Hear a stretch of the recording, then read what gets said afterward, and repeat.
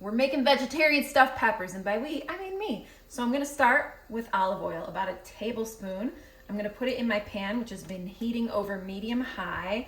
I'm gonna let that heat up for just a moment, and then I'm gonna add some diced onions and saute them for a few minutes to get them a little soft. I have about 8 ounces of diced mushrooms here, and I am just adding those right into the pan.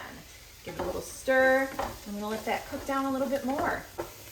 Now I'm going to press in some garlic. You can chop it if you want, but I'm lazy. So I'm using like 3 nice big pieces, but as always with garlic, measure with your heart.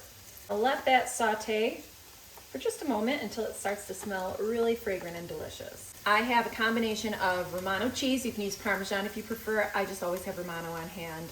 Italian seasoning, salt, kosher salt, crushed red pepper and ground black pepper.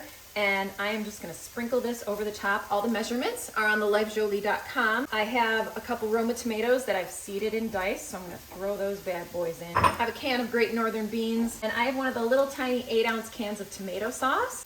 I filled that about halfway, so about a half a cup, and I'm just swirling it around to get all the extra out. And then I'm gonna mix this together, and I'm gonna let this simmer for a good 7 minutes, 5 minutes, just to kind of let the flavors start to begin to come together.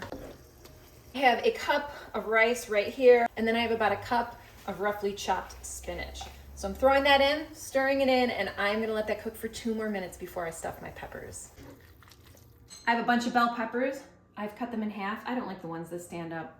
I think these are easier to eat. Season the inside of the peppers first because flavor matters. So I'm gonna do that real quick, even though I've already kind of stuffed one of them. But that's okay. I'm packing it in, and I'm gently pressing with the back of my spoon.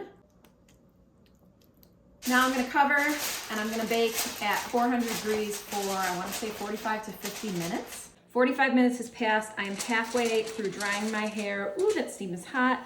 So I am taking off the cover. Pop that over there.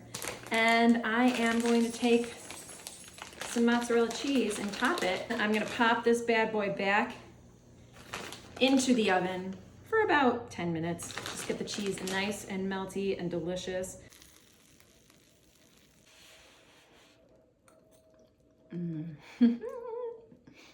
It's really good, you should make it.